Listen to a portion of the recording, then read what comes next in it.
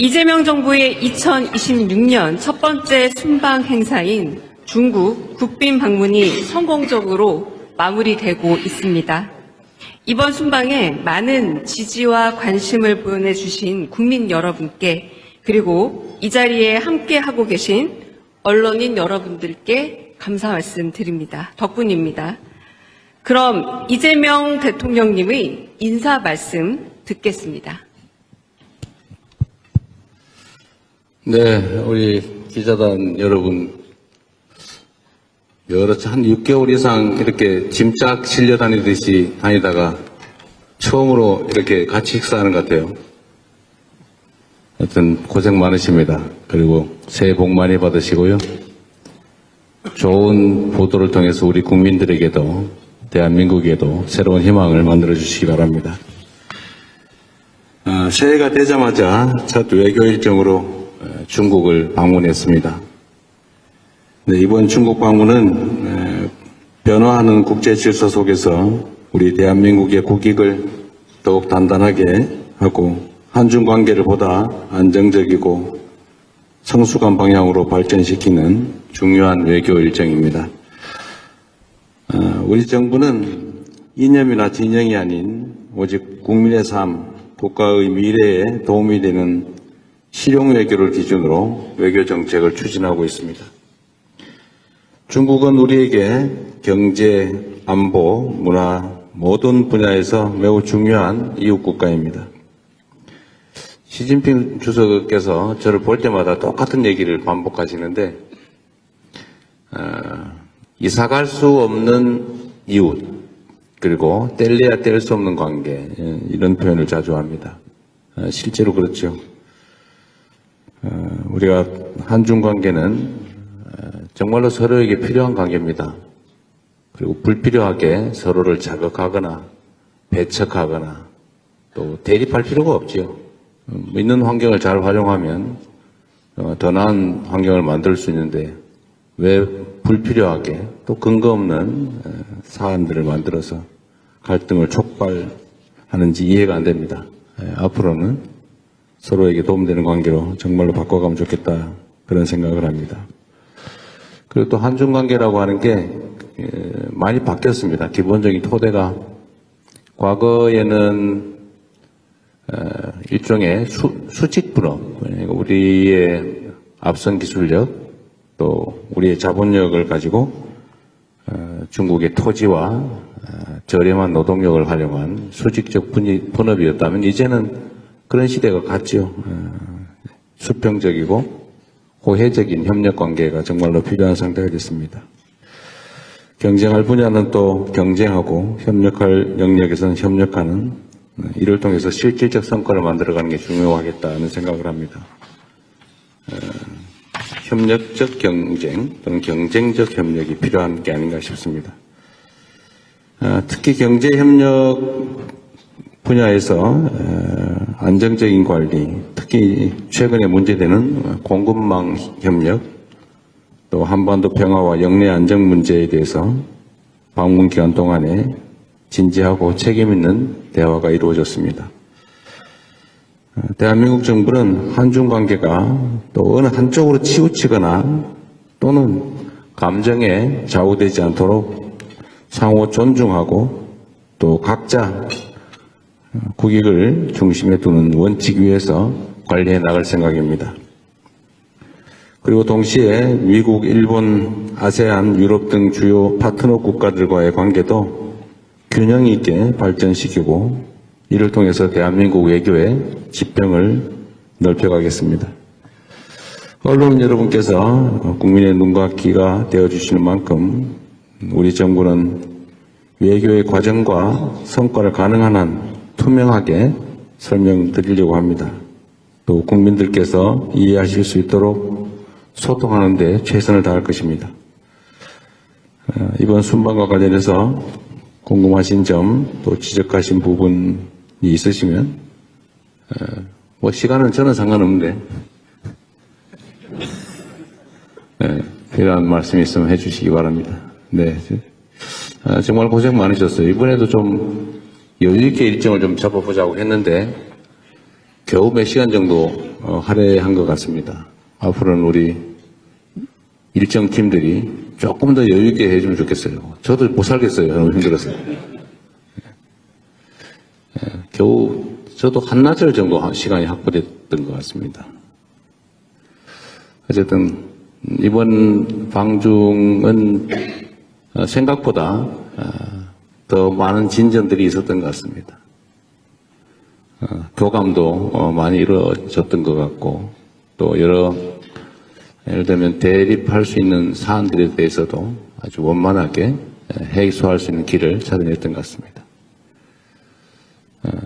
질문이 있으시면 제가 가능하면 짧게 하려고 노력하는데 그게 잘 안 돼요. 저도 하고 싶은 말이 있기 때문에. 자주 말씀드리지만 기자 간담회라고 하는 게 경찰서 유치장이 취조하는 일은 아니어서 저도 설명을 하다 보니까 길어지고 있는데 또 이를 통해서 우리 국민들께서 직접 이 장면을 보시고 또 들으시면서 판단할 수 있는 여지를 또 갖게 되는 거니까 여러분도 이해를 해주시길 부탁드립니다. 자, 고맙습니다. 네, 말씀 감사합니다. 네. 언론인 여러분 박수 치면은 무슨 내기라는 소리 듣는 거 아시죠? 그 박수 안 치셔도 됩니다. 네, 네 고맙습니다. 네. 네, 박수가 습관적으로. 네. 다음으로 이제 순방 기자단과 대통령님과의 자유로운 질의응답 시간 갖겠습니다. 네. 저희 평소 하는 대로 질문 있으신 분들 손 들어주시면 제가 인지 가능한 대로 바로 마이크 드리겠습니다. 가장 먼저 손 들어주신 옆자리에 앉아 계시죠? 연합뉴스 임형섭 기자님 질문 먼저 받아보겠습니다.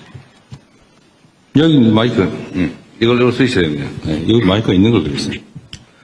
대통령님 새해 복 많이 받으십시오. 연초부터 정상회의 일정 고생 많으십니다.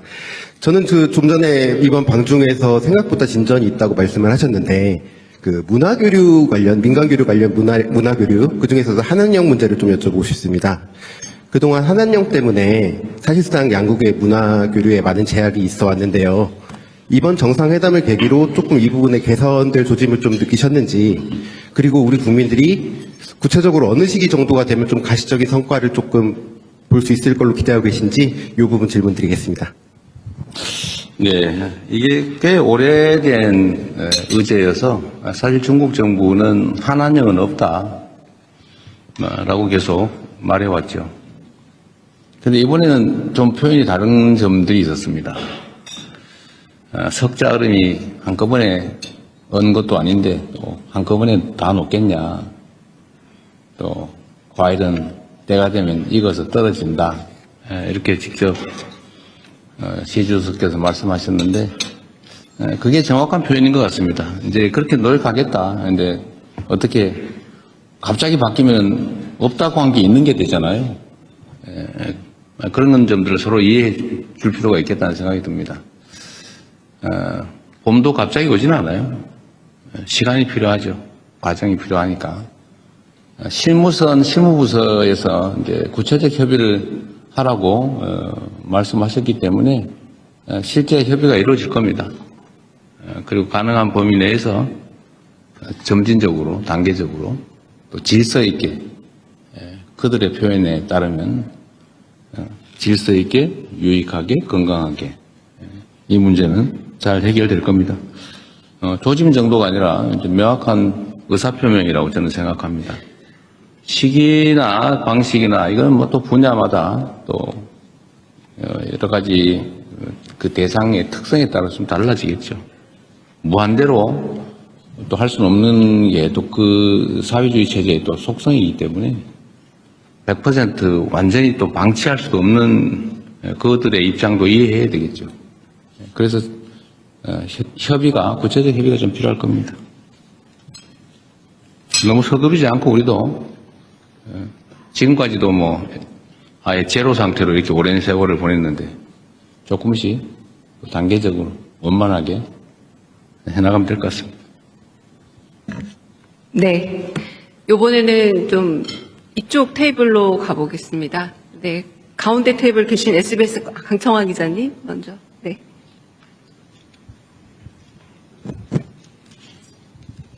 예, SBS 강청환 기자라고 합니다.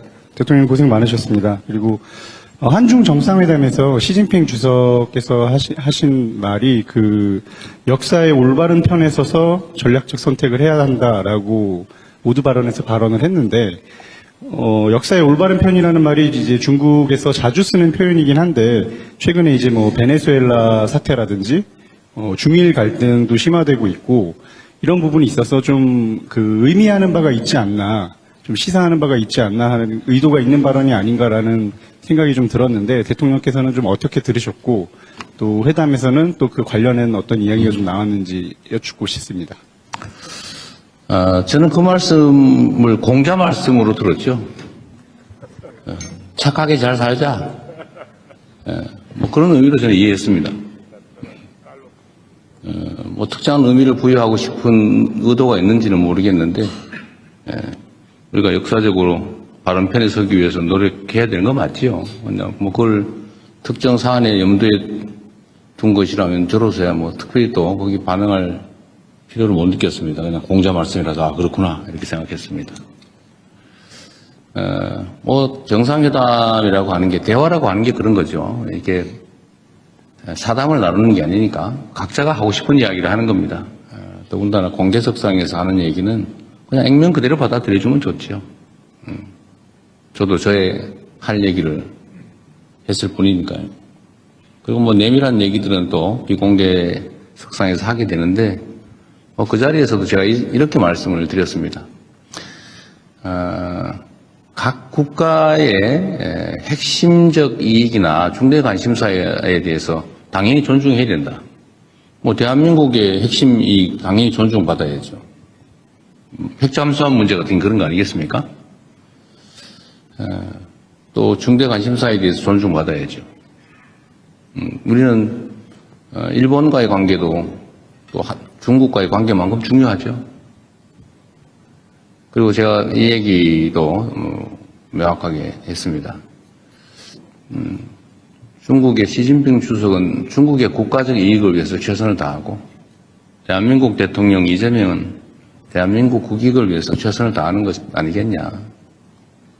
그러면서도 서로 필요한 부분에서 또 타협하고 조정해 나가는 것이 국가 간 관계다. 뭐 이렇게 직접 내가 말씀드렸죠. 각자가 해야 될 이야기를 하는 자리다. 이렇게 생각해 주면 되겠습니다. 네. 다른 질문 또 받아보겠습니다. 앞쪽 테이블, 이번에는 좀 제일 뒤쪽 테이블로 가볼까요? 9번 테이블이 저한테 가장 멀 것 같은데, 네. 한국일보 이성택 기자님? 네. 제일 멀리 계십니다. 네. 예, 대통령님 안녕하십니까. 새해 복 많이 받으십시오. 저 한국일보 이성택 기자입니다. 이번에 여러 가지 방중 성과가 있었다라는 평가가 나오고 있는데요. 그중에서 이제 한반도 평화 안정 관련해가지고 중국이 건설적인 역할을 하는 것으로 이렇게 확인된 부분이 성과로 좀 꼽히고 있습니다. 그리고 이제 이 과정에서 한중이 평화 구축을 위한 창의적 방안을 지속적으로 모색하겠다 이런 결론이 좀 도출됐는데요. 어떤 창의적 방안을 좀 생각하고 계신지 그게 또 한 가지 궁금하고요. 또 이거 연관된 질문인데 이번에 한중 정상회담 결과에서 한반도 비핵화 관련해서는 언급이 나오지가 않았습니다. 그래서 이걸 두고서 오히려 북한을 대화의 장으로 이끌기 위한 전략이라는 평가도 있고 아니면은 중국의 한반도 비핵화 의지가 후퇴됐다 이런 상반된 평가도 있는데요. 비핵화가 공식적으로 거론되지 않은 이유 그리고 두 정상께서 한반도 비핵화 관련해 가지고 어떤 인식을 좀 모으셨는지 들어보고 싶습니다. 정상 간의 대화의 가장 중요한 부분은 구체적 사안에 대한 해법 이런 것도 있겠지만 더 중요한 것은 신뢰죠. 시 주석께서도 그런 말씀을 하시더군요. 말은 쉽게 할 수 있다. 행동은 쉽지 않다. 제가 자주 하는 얘기이기도 하죠. 말이야 누가 못합니까? 다리라도 따다 줄 수 있지만 결국은 신뢰는 그렇게 쉽게 말로 확보할 수 있는 게 아니다. 한중 관계의 가장 기본적인 과제는 신뢰 회복이라고 생각해요. 정말로 상대 국가를 또 상대 국가 국민들을 인정하고 존중하느냐, 막 혐오하고 증오하면서 무슨 대화가 되겠습니까? 뭐 거래야 있을 수 있겠지만 뭐 거래는 누구나 할 수 있죠. 그러니까 대화하고 소통하고 서로 존중하면서 쌍방에 모두 도움되는 일을 찾아가는 것은 뭐 그렇게 쉬운 일은 또 아닙니다. 국가 간 관계라고 하는 것도 차이가 있지요. 다른 점도 있고 서로 마음에 안 드는 점도 있고 또 공통의 과제도 있고 또 서로 함께 좋아하는 점도 있겠죠. 그러나 그 차이들은 좀 줄여나가고 또 갈등적 요소는 또 최소화하고 이해하려고 노력하고 또 상대의 입장을 존중하고 또 공통으로 추구하는 가치들에 대해서는 또 함께 힘써 노력하고 또 이러다 보면 관계는 개선이 되겠죠. 큰 방향이 어긋나는 쪽으로 가느냐 또 함께하는 쪽으로 가느냐 이 방향이 중요하지 않습니까? 그 방향에서 제일 크게 영향을 미치는 것은 결국 정상 간의 신뢰 그리고 아주 근본적으로는 각국 국민들의 마인드겠죠. 싫어하는 마인드를 갖느냐 아니면 공감하고 존중하는 마인드를 갖느냐 중요합니다. 저는 한국과 중국이 정말로 떨어질 수 없는 이웃이고 우리 입장에서 보면 중국은 세계 최대 거대한 시장이죠. 좀 무한한 가능성을 가진 땅입니다. 거기를 왜 우리가 배척합니까? 거기를 빼놓고 뭐하러 저기 멀리 가서 고생합니까? 물론 먼 곳도 버릴 것은 아니지만 가까운 곳에 저 거대한 가능성 잠재력을 방치하거나 아니면 심지어 배척할 필요는 없죠. 국가 지도자가 그런 행태를 보이면 국민들이 고생하지 않습니까? 기업들이 고생하죠. 그래서 이번 정상회담에서는 한중 간의 신뢰 회복, 또 한국과 중국 국민들 간의 우호적 인식, 공감을 좀 확대하는 데 중점을 뒀다는 말씀을 드리고 그 점에서는 매우 큰 성과가 있었다고 생각합니다. 당연히 한반도를 중심으로 한 평화와 안정은 중요한 의제이죠. 당연히 아주 긴 시간 깊이 있는 논의를 했습니다. 그러나 이게 우리가 있는 얘기를 모두 대외적으로 공개를 하는 게 바람직할 때도 있고 또 그게 불필요한 오해를 낳을 수도 있거나 뭐 이렇기 때문에 일부만 얘기하는 겁니다. 한반도 평화와 안정이 중국에게도 매우 중요한 관심사라는 점은 당연히 공감했습니다. 우리 대한민국 입장에서도 국가 존속의 문제, 또 대한민국 성장 발전에 크게 영향을 미치는 중요 의제인 건 또 명백하죠. 제가 중국 측에 요청을 한 게 있습니다.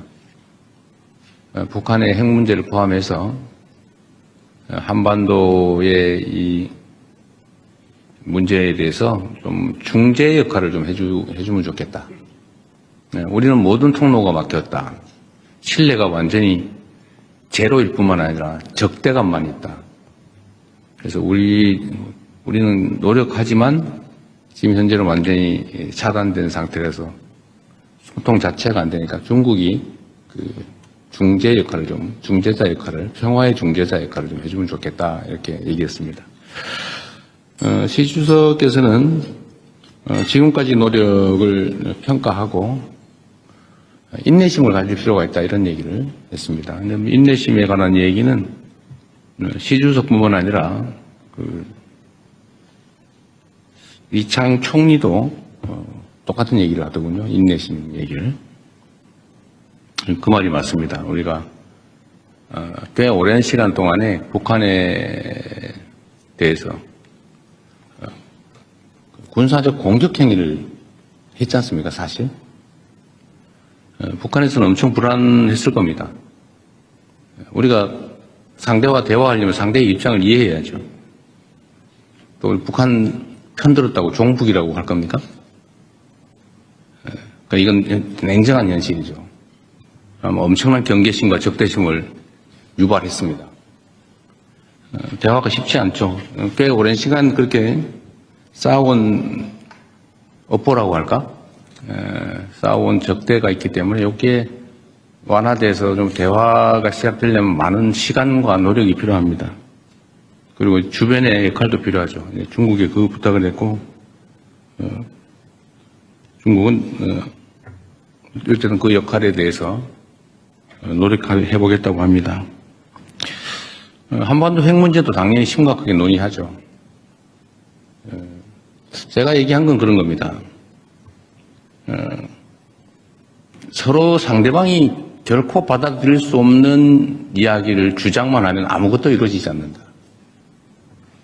그리고 현실에 입각해서 서로가 수용할 수 있는 합리적인 안을 도출해야 한다.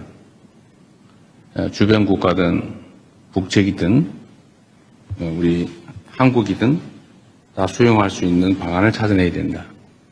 그래서 하나의 공감할 수 있는 사안은 있죠. 예를 들면 북측 입장에서는 체제 안전, 그리고 여기에 미국의 역할이 중요하다. 이거 중국 최고 지도자 모두가 똑같이 얘기하는 겁니다. 뭐 우리도 알고 있죠. 북미 관계가 중요하고 또 북측 입장에서는 여기서는 체제 안전의 문제가 제일 중요하다. 뭐 모두 알고 있는 사실입니다. 여기서 제가 좀 추가로 얘기한 건 이런 거죠. 지금 이 상황이 계속 방치되는 것 자체가 동북아 또는 전 세계의 손해다. 어떤 손해냐? 끊임없이 핵무기는 추가 생산되고 있다. 끊임없이 대륙간 탄도 미사일 기술은 개선되고 있다. 체제 유지에, 체제 보호에 필요한 만큼의 생산이 이루어진 다음에 추가 생산되는 핵무기는 아마 국경 밖으로 유출될 가능성이 높아진다. 그게 전 세계의 평화와 안정에는 위해인 게 분명하죠. 그게 누구에게 도움이 되느냐? 아무에게 도움이 안 되죠. 또 한반도는 장기적으로는 비핵화해야 되지만 북한 정권 입장에서 지금 핵을 없애는 걸 동의할 수 있겠냐?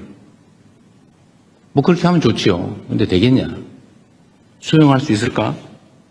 제가 보기에는 불가능하다고 생각됩니다. 그럼 방치할 거냐? 결국 여기서 실현 가능한 모두에게 도움되는 길을 찾아내야죠. 그래서 중단하는 거, 현재 상태에서 중단하는 거, 추가 생산을 하지 않고 국외로 핵물질을 반출하지 않고 더 이상 ICBM 개발을 하지 않는 것만도 이익이니까 그 이익을 포기하는 보상 또는 대가를 지급하고 일단 할 수 있지 않냐. 일단. 단기적으로. 그리고 여기 어느 정도 되면 중기적으로 좀 감축해 나가자. 그리고 좀 길게 봐서 한반도, 핵 없는 한반도, 이거는 포기하지만 말아야 한다. 장기적인 목표로. 그래서 이 단기, 중기, 장기 목표를 가지고 우리가 접근해보자. 이때까지 맨날 얘기했던, 우리가 제안했던 안이죠. 이 점을, 이 진정성에 대해서 북측에 좀 충실하게 설명을 해달라라는 부탁을 했습니다. 그렇게 끊임없이 또 시간을 갖고 노력해봐야 되겠죠. 안 하는 것보다 나으니까. 또 해야 되니까. 이런 점에 대해서 중국 측에 공감이 있었다는 말씀을 드립니다. 정말로 많은 노력이 필요해요. 그리고 여기에는 우리 대한민국 국민 여러분의 또 인내와 이해도 필요합니다. 여기에 자꾸 정략적인 이유를 붙여서 자꾸 흔들고 발목 잡고 이러면 아무것도 안 됩니다. 점점 더 상황은 나빠질 뿐이죠. 상황 개선을 위해서 좀 힘을 모아주시면 좋겠다 하는 말씀을 드립니다. 네, 뭐 중요하고 복잡한 의제에서 말이 좀 길었네요. 네, 말씀 잘 들었습니다. 이번에는 제 마음대로 여성 기자분에게 좀 우선권을 드리겠습니다. KBS 손서영 기자님. 네.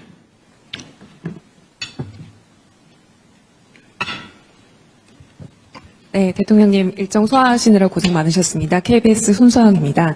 어제도 말씀하셨고 이제 양국 우호 증진을 설명하시면서 좀 혐중 혐한 정서를 해소하는 문제의 중요성을 말씀하셨는데요. 중국 측 시주석이나 이제 고위 인사들과 만나시면서 중국 측도 이런 문제에 대한 우려를 좀 표명했는지 그런 점들이 좀 궁금하고요. 이게 어쨌든 시간을 갖고 좀 해소해야 될 문제이긴 하지만 단기적으로 조금 뭔가 문제 해결이 필요할 것 같은데 그런 방안에 대해서는 좀 어떤 고민하고 계신지 여쭙고 싶습니다. 뭐 말씀드린 것처럼 가까운 이웃이고 떠날 수 없는 관계이고 거대한 잠재력인데 우리가 배척하고 피하면 우리 손해죠.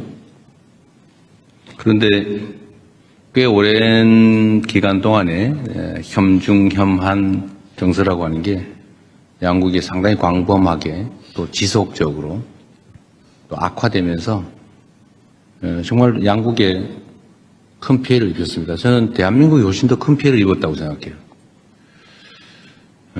중국의 예를 들면 상품 서비스 수출이 지금 많이 나빠졌죠. 그래서 홍콩을 제외한 무역 수지가 지금 적자로 전환됐습니다. 왜 그렇게 됐냐? 뭐 중국 사람들 입장에서 한국 상품 보면 싫은 거죠. 원래도 그렇잖아요. 한국 상품이나 문화가 좋으면 막 화장품도 사고 싶고 물건도 사고 싶고 놀러도 가고 싶고 그런 건데 자꾸 싫어하니까 주변에서 또 싫은 감정이 드니까 그럼 나빠지죠. 대한민국도 마찬가지죠. 그래서 이게 계속 악순환이었는데 이 점을 개선해야 된다라는 점에 뭐 저나 또는 중국 국가 지도자 모두가 동의했어요. 어떻게 개선할 거냐. 제가 그 근거 없고 불필요한 혐중 조장, 혐오 조장 이건 없어야 되겠다. 무슨 부정선거를 중국이 뭐 어쩌고 저쩌고 이런 정신 나간 소리를 해서 그 감정을 상하게 하면 되겠습니까? 근거도 없고 불필요하죠. 그래서 제가 국무회에서도 여러 차례 지적하고 또 명백한 허위 주장이나 행동에 대해서 엄격한 제재를 가하고 있고 또 이것 때문에 사실 많이 줄어들긴 했고 이 점에 대해서 중국 정부나 중국 그 국민들이 많이 또 알게 되면서 호감도가 많이 개선된 것 같습니다. 앞으로도 계속 혐중 혐한을 조장하거나 또 선동하거나 이런 데에 대해서는 우리가 억제를 위한 노력을 계속해야 되겠습니다. 중국 측에도 제가 그런 얘기를 했죠. 대한민국이 혐중 선동을 하는 뭔가 근거 비슷한 거 이런 게 좀 최소화돼야 된다. 증표가 필요하다. 그게 소위 문화 콘텐츠 진출 제한 같은 거다. 제가 이런 지적을 했죠. 그래서 그게 내가 보기도 사실인데 한국 영화 잘 안 틀고 한국 공연 잘 못하게 하고 실제 현장에는 그러니까 뭐 국가 정책은 아니라고 하지만 그게 개선되지 않고 있으면 그게 공격의 빌미가 된다. 근거가 된다. 아까 근거 없는 불필요한 이런 얘기했죠. 근거가 있지 않냐 그런 거는. 그런 걸 그래서 신속하게 좀 해소되는 걸 보여줘야 된다. 그리고 한중 관계가 서로 협력적이고 우호적이라는 걸 보여줄 필요가 있다. 그래서 제가 이것도 지방 균형 발전 차원에서 우리나라 사람들이 팬더 좋아하는데 저 광주에 우치동물원이라고 국가 제2동물원이 있대요. 국가동물원이 있는데 거기 제2동물원이 있답니다. 그래서 저 지방에 국가동물원이니까 광주 우치동물원에 펜더나 한 쌍 보내주면 어떻겠냐. 그건 뭐 실무 협의를 한번 해보기로 해서 지금 아마 하고 있을 겁니다. 그래서 이런 근거들이 좀 필요하다. 그래서 혐중 혐한 정서 문제는 이제 각 국가 차원에서 좀 해소하기 위한 구체적인 또 실질적인 노력이 필요하다는 점에 서로 공감하고 앞으로 실제로 진척이 좀 될 겁니다. 제가 이 점도 이제 중국 측에 얘기를 해줬는데 이게 계속 이제 중국에 대한 악감정 계속 늘어나고 있었거든요. 좋아하냐 싫어하냐 이런 거 물어보잖아요, 국민들한테. 근데 이게 이제 좀 방향이 전환이 됐어요. 작년 아마 제가 취임한 이후부터 좀 전환이 되는 것 같습니다. 이게 아마 여러분도 보셨을 텐데 여론조사상으로 중국에 대한 국가 인식이 개선이 됐어요. 중국 국민들에 대한 그 인식도 많이 또 개선됐다고 합니다. 다행스럽죠. 이제 방향을 좀 바꿨으니까 많이 개선되지 않을까 싶고 좀 가속도를 붙여야 되겠다는 생각하고 있습니다. 여러분도 좀 도와주시기 바랍니다. 네, 네. 다음 질문 또 받겠습니다. 여기 좀 안간 떠도 저쪽으로 좀 한번 가보겠습니다. 네, 동아일보 박훈상 기자님. 네.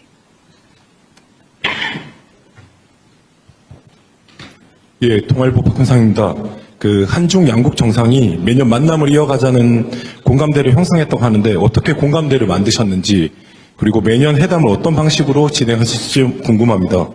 그리고 상무장관 회의 정례와 군 소통도 복원하기로 했는데 사드 이후 끊어진 한중 소통 채널 복원이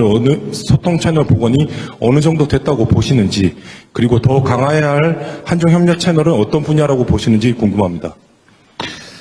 일단 정상간 1년에 한 번 정도는 보면 좋겠다고 얘기했더니 뭐 좋은 생각이라고 하셨고 다만 이런 얘기를 하시더군요. 꼭 한 번 오고 한 번 가고 꼭 그렇게 해야 되냐. 그래서 저는 괜찮다고. 그래서 아마 그런 생각을 한 게 아닌가 싶어요. 올해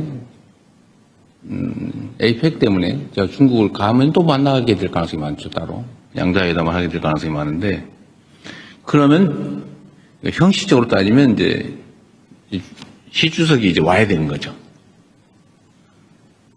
근데 아마도 좀 쉽지 않을 수 있어요. 그 일정이라고 하는 게. 그럼 우리는 또 그런 거 따지잖아요. 한 번 왔으면 한 번 가고 막 그래야지. 그래서 제가 그런 거 신경 안 쓰고 제가 가겠다고. 그래서 자주 오라고 하시거든요. 자주 연락하고 자주 방문하면 좋겠다. 좀 그 얘기는 좀 어렵게 아주 표현을 했습니다. 좀 말하기 좀 어려웠던 것 같아요. 좀 꼭 뭐 왔다 갔다 그렇게 해야 되는 거 아니지 않냐 그런 얘기해서 제가 편할 때 우리가 가는 방향으로 해도 된다 이렇게 얘기했습니다. 가급적이면 1년에 한 번 이상은 한번 직접 만날 생각입니다. 고위급 대화도 계속 이제 확대해야죠. 다른 분야는 뭐 외교 분야든 통상 분야, 산업 분야 또는 학술 분야, 뭐 지방 정부 차원 뭐 이런 거 있는데 정당 간 대화도 좀 실제로 하자는 얘기를 했고 또 필요하면 군사 분야 이 분야도 좀 대화 격을 좀 높일 필요가 있겠다. 그리고 저는 이제 그 얘기도 했죠. 대화도 대화인데 실질적인 협력을 좀 하자. 특히 이제 수색 구조 합동 훈련 같은 건 좀 필요하거든요. 서해상에서. 이게 갑자기 대형 해난 사고가 발생할 수 있는데 예를 들면 경계 지점에 애매모호하면 좀 그렇잖아요. 그럴 경우에 그런 거 따지지 말고 양국 해군이 합동으로 수색 구조는 할 수 있게 평소에 좀 훈련해 놓는 게 좋겠다. 인도적 차원에서. 그 얘기는 답을 못 들었어요. 어쨌든 우리 입장에서는 각 분야에 또 각 급별로 대화를 좀 확대하다는 입장이고 중국 측도 그 점에 대해서는 공감이 있었습니다. 최대한 많이 소통할 필요가 있겠다 생각합니다. 네. 네, 다음 질문은 좀 뒤쪽 테이블로 넘어가겠습니다. 제가 이제 잘 안 손이 보이기. 왜 이리 많습니까? 네, 제가 잘 안 보이기 시작하는데 그냥 짚겠습니다. 빨리빨리 하세요, 그냥. 네, 한재영 기자님. 다음에 저 뒤쪽으로 가겠습니다. 죄송합니다. 가능하면 여성들한테 기회를 많이 주세요. 알겠습니다. 너무 비중이 안 맞아요. 네, 안녕하십니까. 저 한국경제신문 한재영입니다. 그 중국 정부가 어제 일본으로 향하는 이중용도 물자에 대해서 수출 통제 조치를 발표를 했습니다. 이제 다카이치 일본 총리의 최근 이제 대만 관련 발언을 이제 문제를 삼은 것으로 보이는데요. 이 지정학적 기반의 정치 갈등이 이제 경제 통상 영역으로 좀 확산이 되는 것으로 보입니다. 우리나라도 연관이 간접적으로 있을 수도 있다고 보는데요. 중국의 이번 조치를 대통령께서는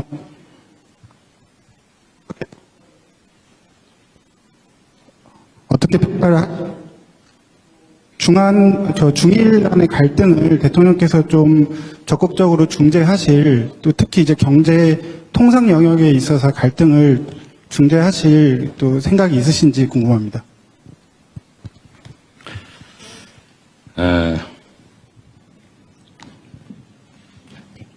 어른들도 뭔가 실제 이유가 있어서 다툴 때 옆에 끼어들면은 양쪽으로부터 미움받는 수가 있는데 상황을 잘 보고 정말 우리의 역할이 필요할 때, 또 실효적일 때, 의미 있을 때 하겠지만 지금은 우리가 할 수 있는 게 매우 제한적으로 보여집니다. 나설 때 나서야지 안 나설 때 나서면 별로 도움이 안 될 수도 있어요. 자, 때가 되면 또 상황이 되면 또 할 수 있는 역할을 찾아보겠습니다. 수출 통제 관련된 보도는 저도 어제 봤는데 이 동북아시아의 평화와 안정 또 연대와 협력은 매우 중요하죠. 또 한편으로 우리는 안타까운 역사를 가지고 있습니다. 또 그 안타까운 역사 때문에 우려도 많지요. 역사적 경험이라고 하니 그렇지 않습니까? 그래서 이 지금 문제된 수출 통제 문제는 매우 복합적이고 뿌리가 깊죠. 그래서 그냥 하나의 현상처럼 보이지만 그 현상만으로는 설명할 수 없는 매우 복잡한 문제입니다. 일단은 원만하게 신속하게 잘 해결되길 바랍니다. 그리고 이게 또 단기적으로 보면 우리가 가공 수출하는 데에 또 연관이 있을 수 있죠. 꽤 복잡합니다. 또 장기적으로 볼 때 이게 어떤 영향을 미치게 될지도 속단하기가 어렵죠. 일단은 상황을 예의주시하고 우리가 어떤 상황을 직면하게 될지 이 점에 대해서 면밀하게 점검하는 그런 단계다. 구체적으로 여기에 대해서 이렇게 하겠다 저렇게 하겠다 말하기가 좀 쉽지 않은 상황입니다. 잘 해결되기를 바란다는 말씀 드리는 걸로 일단은 넘어가겠습니다.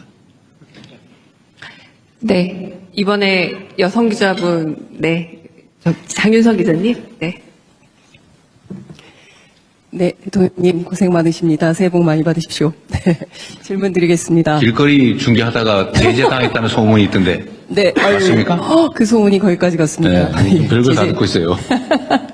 네, 사실 인민대회당에서 시진핑 주석과 셀카를 찍으신 세계 최초의 정상이 아닌가라는 생각이 좀 듭니다. 대통령께 여쭙고 싶은 것은 좀 정치적 상상력과 관련된 것인데요. 사실 우리는 5년마다 대통령이 바뀌기 때문에 지난 30년 한중 관계를 결산해 볼 때 처음에는 발전기였다가 조정기를 거쳐서 사실상 갈등기를 거쳤습니다. 이후에 이제 미래의 한중 협력 30년의 상, 뭐 이를테면은 흔들리지 않는 협력 관계가 가능할지, 특히 여기 살고 있는 제중동포들 같은 경우에는 그 정권이 바뀔 때마다 또 삶에 상당히 큰 영향을 받기 때문에 대통령께서 생각하시는 어떤 정치적 상상력을 좀 말씀을 좀 해주시면 좋을 것 같습니다. 대한민국의 이 5년 단임제, 이 점에 대해서 사실은 중국도 관심을 보이기도 했어요. 어떤 거냐면, 지속성을 담보할 수 있냐, 뭐 그런 얘기예요. 사실 그 말도 일리가 있죠. 앞으로 어떻게 될지 어떻게 아냐, 뭐 그런 거예요. 이게, 일본도 사실은 일당이 계속 집권을 하고 있죠. 우리 주변 국가들을 보면 거의 대부분 그래요.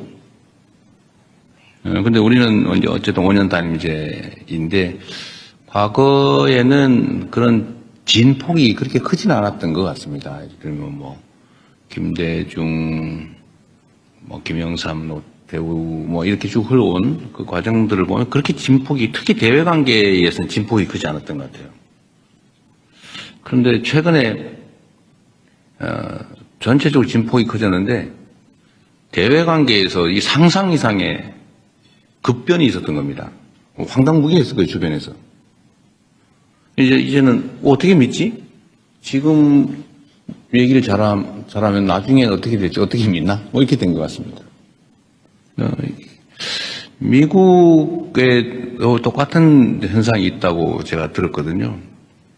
미국도 대외 정책 분야는 민주당이 집권하든 공화당이 집권하든 큰 변화가 없다.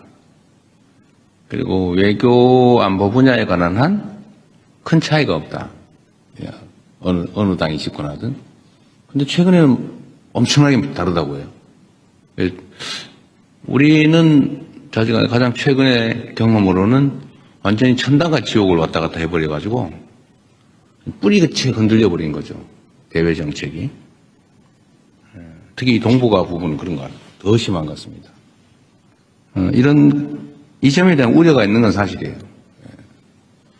이번에 우리가 한중 관계 개선에 이제 양자가 정말 일치된 생각을 가지고 있고 또 그러기 위해서 실제로 노력하는 거죠. 중국 입장에서도 한국의 존재가 정말 중요하거든요. 그런데 한국이 이게 보니까 어느 날은 토끼였다가 어느 날은 갑자기 이리가 되었다가 막 이래버리면 불편하잖아요. 그렇게 지속적인 정책 결정하기 어렵죠. 그러면 어떡하겠어요? 할 수 없지. 운명이죠. 그래서 제가 이 점에 대해서는 이렇게 얘기를 했습니다. 물론 그런 불안정함 때문에 정책 결정이나 국가 간 관계를 수립하는데 참 어려움이 있는 건 이해한다. 그러나 특히 한반도 평화에 관한 문제라면 지금이 기회다. 그런 면에서. 그리고 그거를 제도화하면 된다. 쉽게 뒤집지 못하게 제도화하면 된다. 이건 그것까지만 얘기했죠. 제도화 방법은 여러 가지겠죠. 입법을 해놓든지, 아니면 조약을 맺어놓든지, 문서상 번복할 수 없는 합의를 해놓는다든지, 이러면 이제 마음대로 못 뒤집죠. 그런 방법도 있다. 그리고 지금이 어쩌면 기회다. 미국 대통령도 매우 실용적인 사람, 현실주의자, 실용주의적인 사람이고, 한반도 핵 문제를 현실적으로, 실용적으로 해결할 생각을 가지고 있는 사람이고, 나도 그렇고, 중국도 그랬으면 좋겠고, 이런 측면에서 좋은 기회 아니겠냐 이런 얘기를 했던 겁니다. 5년 단임제예요, 뭐. 대한민국 헌법이 그런데. 뭔 상상을 합니까? 그냥 가는 거지. 네. 그러나 저는 그런 걸 믿죠. 이건, 국민의 바다, 민중의 바다, 이 민중의 강물 위에 떠있는 배 같은 존재가 정치고 권력이니까 그 큰 흐름, 대한민국 국민의 집단 지성이 가지고 있는 생각이나 판단은 크게 바뀌지 않을 거다. 더군다나 이번 내란 사태를 겪으면서 그냥 맡겨놓으면 안 되겠구나 라는 생각도 했을 거기 때문에 어떤 체제가 되든 간에 우리 국민들이 기대하고 또 원하는 세상을 향해서 좀 부침, 흔들림은 있겠지만 계속 나아갈 거라고 믿습니다. 네. 네, 감사합니다. 순방기자단 오찬 간담회 사전 행사, 공개 행사는 아쉽게도 여기서 그냥 더 하세요. 방송 시간이 45분으로 정해져 있다라고 뭐 합니다. 법으로 막은 것도 아닌데 뭐 네. 기회를 주세요. 우리. 그러면은 네, 두 분 정도 제가 더 기회를 드리겠습니다. 더 주세요. 괜찮아요. 짧게 더 할게요. 나도 짧게 드리겠습니다. 얘기할게요. 그럼. 저기 네, 먼저 이슬기 기자님 먼저 네.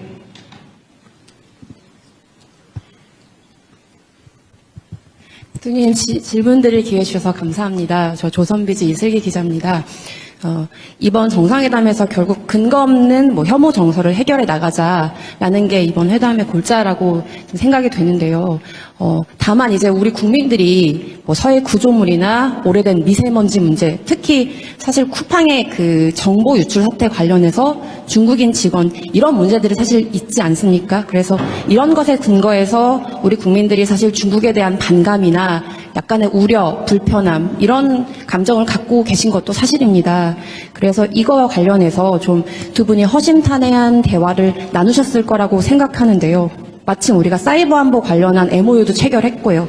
그래서 이런 부분에 대해서 중국이 나름의 배경을 좀 알고 있는지 두 분이 좀 어떤 대화 나누셨는지 여쭙고 싶습니다. 근거 없고 불필요한 혐오 선동에 대해서 우리가 경각심을 가지고 엄히 제재해야 된다는 점은 뭐 명백하죠. 쿠팡의 그 범죄 행위자가 중국 사람이다. 어쩌라고요? 일본 사람이면 그러면 그때부터 일본 사람 미워할 겁니까? 그러면 쿠팡에 그 미국 사람이 있으면 이제 미국 무지하게 미워해야 되는데 그건 왜 안 하는 거예요, 도대체? 아무런 그야말로 그것도 근거 없는 얘기죠.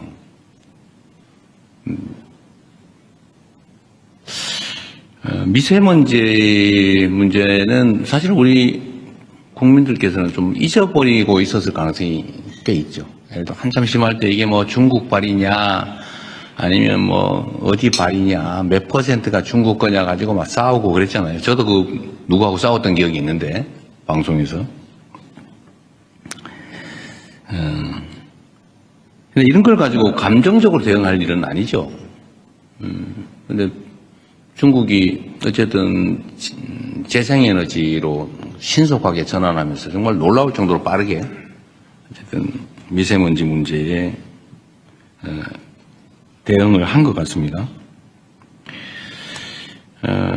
이건 뭐 제가 그냥 기억나서 우리 이 상하이시 시장이 환경부 장관을 했고 또 환경공학자고 제가 이제 자료를 보다 보니까 그리고 젊은 나이에 북경시장을 했어요. 그리고 지금 상해시장을 하고 있는데 북경시장을 하면서 이 북경의 환경 문제, 이 미세먼지 문제를 어쨌든 아주 강력한 드라이브를 걸어가지고 짧은 시간에 엄청난 개선을 이뤄낸 겁니다. 그리고 그런 점에서 실력자죠. 능력자인데 그 얘기를 제가 칭찬하다 보니까 그 얘기를 하게 된 거예요. 왜냐하면 이게 무슨 한중 혐오 정서의 원인이라서 한 얘기는 아니고 서해 문제 가지고도 이렇게 뭐 이상하게 또 왜곡해서 뭐 서해를 뭐 상납을 했느니 이런 이상한 또 주장하는 사람이 있는 것 같은데, 이 서해 구조물 문제는 사실은 서해 이제 각자의 고유 수역이 있고, 그 중간쯤에 공동 관리 수역이 있어요. 근데 공동 관리 수역을 사실은 이제 선을 그어가지고 관할을 나눠버리면 깔끔한데, 그 중간을 공동 관리로 남겨놓은 겁니다. 이제 이거를 선을 그어버리면 제일 깨끗해요, 우리 입장에서. 근데 그 공동 수역 중에서 중국 쪽 경계에 붙여서 살짝 넘어온 거예요. 이 중간에 뭐 와가지고, 아니면 그 중간에서 오른쪽으로 우리 쪽으로 와 있는 그런 게 아니고, 위치가. 그 중국은 우리한테 그러는 거예요. 거기 들어온 물고기 있는 것도 아니고, 진짜 물고기다. 양식하는 거다. 회유하는 좀 양식장인데 뭘 그러냐. 그런데, 하여튼 우리로서는 왜 일방적으로 하냐라고 이제 문제를 삼는 거죠. 그리고 지금 좀 양식장 시설이 2개 있다 그러고, 그걸 관리하는 시설이 또 있다고 그래요. 근데 관리하는 시설은, 그건 철수할게. 이래가지고 아마 옮기게 될 것 같아요. 일단 그건 옮기자. 그걸 자꾸 논란이 되니까. 그런데 우리 입장에서는 그냥 편하게 중간을 정확하게 그냥 그어버리자. 당신들 마음대로 써라. 그 안에서. 지금 그 얘기를 이제 실무적으로 하기로 한 거예요. 그럼 깔끔하잖아요. 그리고 그 선에서 우리 쪽으로 넘어오는 것도 아니고, 그쪽에, 실제 그쪽 수역에 근접해 있는 공동 수역인데, 그래서 깔끔하게 정리합시다. 라고 한 겁니다. 그렇게 하기로 했어요. 이제 어떻게 할지 실무 협의를 하기로 했습니다. 그래서 문제의 원인을 제거하자. 이렇게 정리하면 되죠. 근거 없고 필요 없는, 불필요한. 이런 문제는 정말 우리 언론 여러분께서도 정리들을 가끔씩 한 번씩 해주세요. 중간적 입장에서. 언론이 입장이 중요하잖아요. 누구 편 들어가지고 왜곡 조작하려고 하는 게 아니지 않습니까? 정치 집단도 아니고. 정치 집단이 그러는 거야 이해하지만.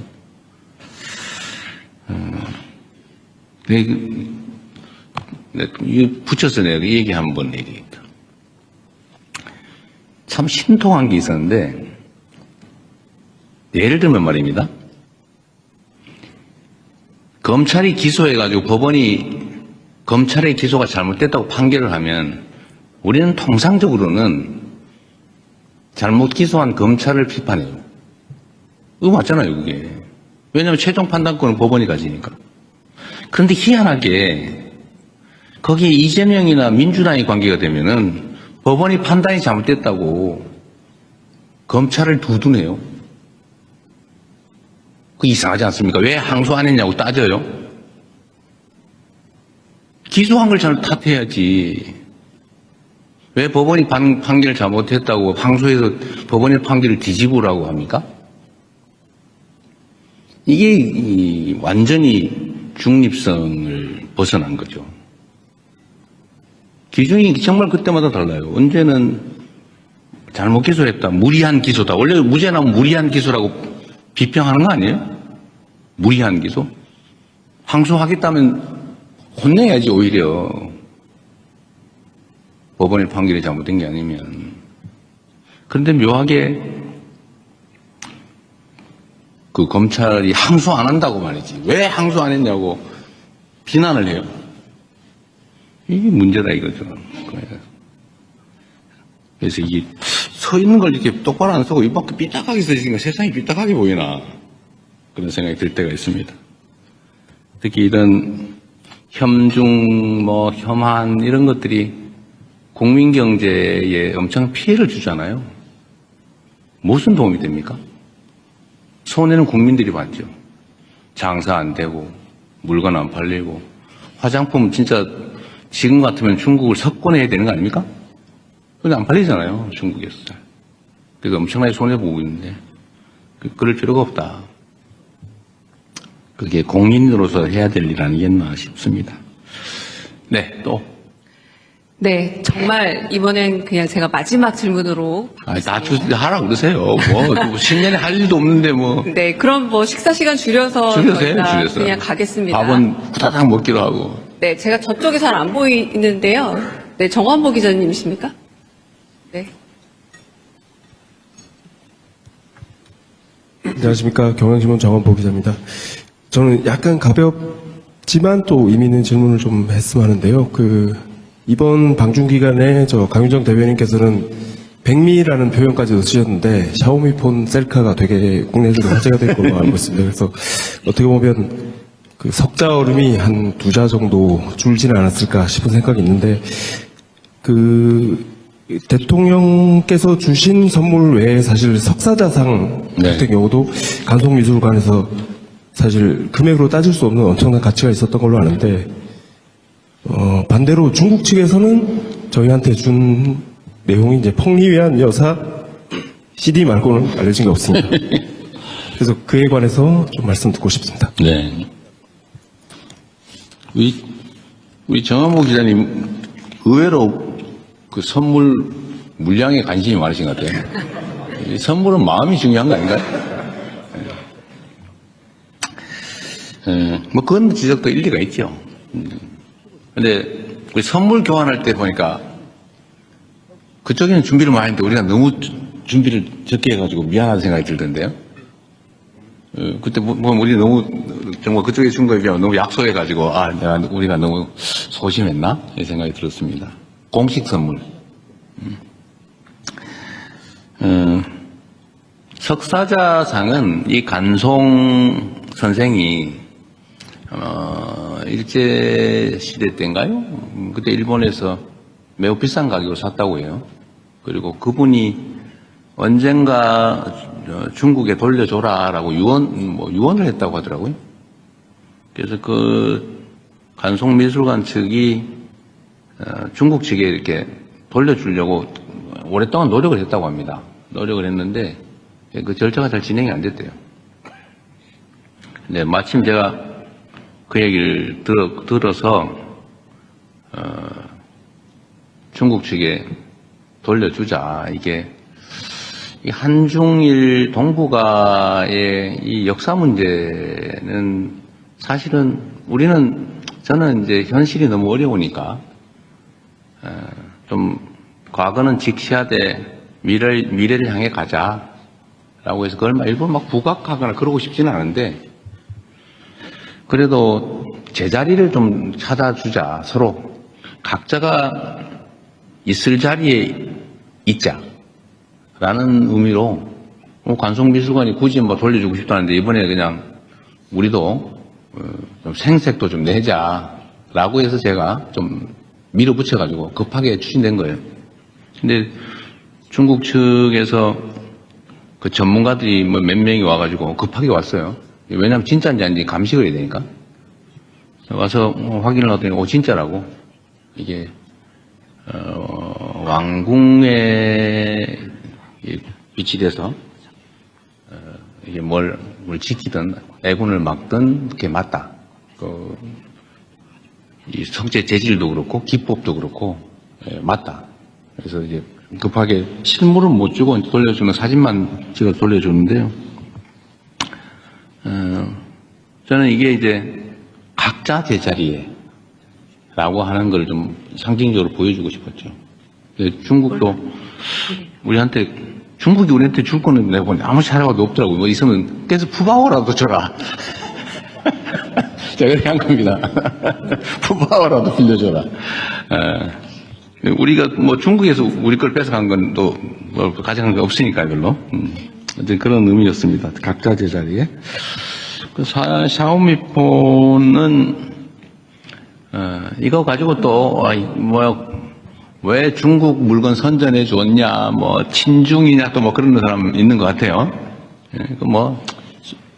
일부가 공연히 하는 소리고, 그 샤오미폰은 어쨌든 시 주석이 우리한테 선물로 줄 때 저한테 한 얘기도 있죠. 이거는 디스플레이는 한국산이다. 그리고 중국하고 이게 일종 협력의 산물이다. 한중 협력의 산물이다라고 하면서 약간 구기종을 준 거예요. 아마 신기종은 디스플레이를 한국산 안 쓴 것 같아요. 네, 그건 못 주고. 네. 그래서 한국산이 들어있는 약간 구기종 그 선물로 준 것 같습니다. 한중 협력하자. 네. 협력하면 좋지 않냐. 같이 물건 만들어서. 이런 취지로 준 거죠. 그래서 거기에서 그리고 제가 또 약간 험한 농담을 해가지고 근데 기분 나빴을 수도 있는데 그것도 잘 받아줬죠. 그래서 뭐 그 기억도 있고 카메라가 좋대요. 그게 또 진짜로 제가 해보니까 카메라 성능이 많이 좋더라고. 그래서 뭐 기왕이면 또 우리 셀카 하나 찍어놓으면 더 좋잖아요. 그래서 일부러 제가 개통해가지고 가지고 왔습니다. 기회 되면 한번 찍어놓으려고. 마침 기회가 돼서 찍었는데 내가 사진 찍는 그 장면을 또 누가 찍어가지고 잘 된 것 같아요. 재밌었습니다. 너무 물건 값에 너무 연연하지 말자. 우리 정 기자님.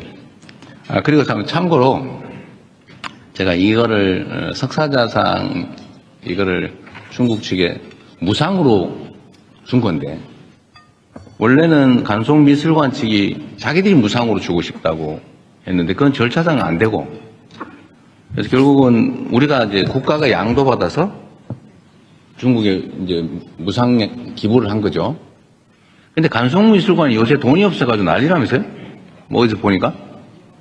그런 데는 무상으로 정부에 준다고 그래서 제가 제 값을 쳐서 다 주면 돈이 너무 많을 것 같으니까 조금이라도 줘라. 주는 걸 검토해라. 라고 지금 시켜놓은 상태입니다. 우리가 국가 간에 이렇게 외교에 필요해서 쓰면 그걸 뭐 민간에 뺏어가지고 꼭 돈 없어 힘들어하는 데다가 꼭 그럴 필요는 없잖아요. 그래서 제가 일정 정도는 보상을 해주는 걸 검토하라고 시켜놓은 상태입니다. 근데 법률적으로 가능한지 그럼 뭐 적정한 게 어느 정도인지는 또 두고 봐야 되겠죠.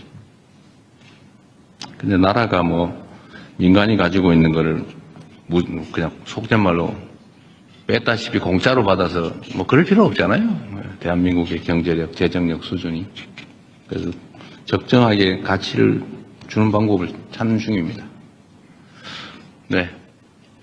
네, 정말 이제 마지막 질문 받겠습니다. 이상호 기자님이 벌떡 일어나셔가지고 네, 이상호 기자님 네. 질문 마지막으로 네, 받겠습니다. 대통령님 고생 많으셨습니다. 고발뉴스 이상호 기자라고 합니다. 통상 대통령께서 말씀하시면 이 공간이 꽉 차는 느낌이 있는데 오늘도 참 많은 기사거리를 주셔서 감사합니다. 근데 오늘은 좀 허전해 보입니다. 왜냐하면 대통령께서도 무척 고생하셨지만 이번만큼은 특히 우리 영부인의 활약이 좀 두드러졌던 것 같습니다. 두 분께서 참 많이 준비하시고 사석에서도 두 분이 계시면서도 많이 이렇게 논의를 동지적으로 하셨을 것 같아요. 서로 조언도 많이 하시고 특히 이번 중국으로 향발하시면서 둘이 타진도 하고 자 우리가 한번 둘이 이렇게 한번 분위기를 만들어보자. 서로 이렇게 팀워크를 짜면서 나눴던 이야기 뭐 불편하시면 안 하셔도 되고요. 부탁드리겠습니다. 그런 거 없습니다. 우리는 그렇게 심각하게 살지 않습니다. 지금은 무슨 K뷰티 행사가 있다고 하더라고요. 그래서 화장품 판매에 도움이 되는 홍보 요원 행사를 하고 있을 겁니다, 아마. 네, 없었어요, 그런 거. 네, 그럼 저희 여기서 그 사전 행사는 마무리 짓도록 하겠습니다. 방송은 여기까지 하지만